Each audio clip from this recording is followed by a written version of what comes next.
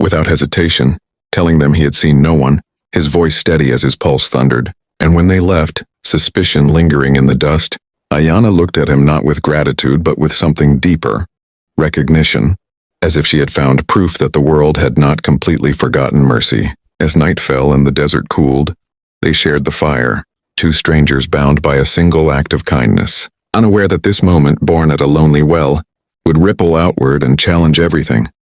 The frontier believed about enemies and allies, and as this chapter of their story closes, remember this. If a single choice can rewrite a lifetime of fear, imagine what it can do when shared. And if stories like this stir something in you, don't ride past subscribe, because the next chapter goes even deeper into what kindness can awaken. By dawn, the desert had changed, not in its shape but in its meaning, because Caleb and Ayanna no longer walked it alone, carrying now the weight of what they owed each other and what the world might demand in return. And as they rode together toward the distant hills where her people once camped, every mile tested Caleb's resolve, for rumors traveled faster than horses, and a cowboy aiding an Apache woman was not an act forgiven easily.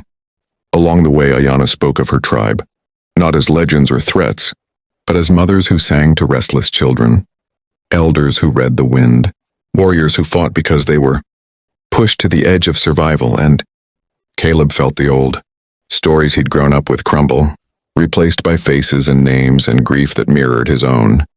And when they reached the remnants of her village, charred posts and scattered belongings half buried in sand, the silence was heavier than any gunshot, and Ayanna knelt, pressing her palm to the ground, mourning not just the dead but the world that had been stolen from them. And in that moment, Caleb understood that kindness was not a single act but a commitment, one that demanded courage long after the first good deed was done. Trouble found them quickly, as it always does when truth threatens comfort, and when a group of settlers confronted Caleb, accusing him of betrayal, fear flared in their eyes, the kind that comes from not wanting to question inherited hate. Yet Caleb stood firm, speaking not with anger but conviction, telling them what he had seen, what he had learned. And though not all listened, a few did, enough to slow the violence, enough to plant doubt where certainty once ruled. Ayanna too faced her own trial, meeting survivors of her people who mistrusted the cowboy beside her, and she did not defend him with blind faith but with honesty, telling them of the water, the lie told to save her life, the quiet respect he had shown, and slowly, painfully, bridges began to form, fragile as glass but real. The turning point came when soldiers returned, intent on clearing the land once and for all. And this time Caleb did not stand alone, nor did Ayanna hide, because kindness had multiplied, drawing others into its orbit, settlers who refused to burn homes, Apache who chose dialogue over ambush, and in a standoff that could have ended in bloodshed, voices rose instead, shaky but determined, forcing the soldiers to retreat under the weight of witnesses and shared humanity. Nothing was magically fixed. The frontier did not become gentle overnight, but something irreversible had begun, a crack in the old order through which empathy poured. And as Caleb prepared to leave, knowing his path would always be marked by this choice, Ayanna thanked him not for saving her life but for seeing it.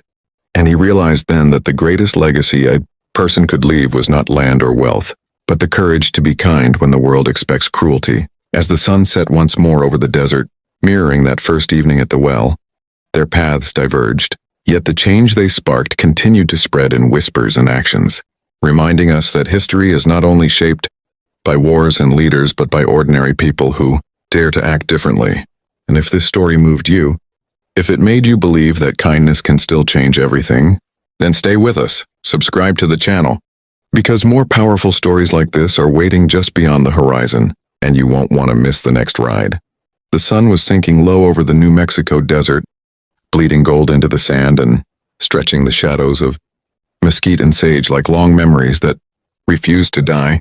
When Caleb Hart first saw her at the well, a place where life and death negotiated quietly every day, Caleb was a man carved by loss and dust, a cowboy who had buried his past under years of cattle drives and lonely nights, and the well was his last stop before riding into town. Yet something made his horse slow, as if the land itself had whispered a warning.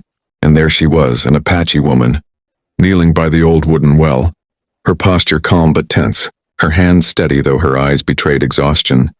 And in that single moment, decades of hatred, bloodshed, and fear hovered between them like a loaded gun. Stories had taught Caleb that Apache meant danger, meant raids and graves, and stories had taught her that men like him brought fire and chains, yet neither moved, neither reached for a weapon, because the desert had stripped them both down to something more honest: thirst, fatigue, and the fragile instinct to survive. The bucket creaked as Caleb lowered it, the sound echoing in the vast silence, and she flinched, not running, not pleading, just watching him with a look that held both pride and pain. And when he lifted the water, he did not drink, though his throat burned, but held the bucket out to her, his hands trembling, not from weakness but from the weight of choice. She studied his face, the lines cut deep by sun and sorrow, and slowly reached out, her fingers brushing the rough wood. And in that brief touch something shifted, a fault line breaking open beneath generations of cruelty. She drank carefully, as if afraid the moment would vanish, and Caleb noticed the bruise on her wrist, the rawness of her feet, the quiet dignity that no hardship had managed to erase. And he realized then that kindness was not loud or heroic, but small and dangerous, because it asked you to see the enemy as human.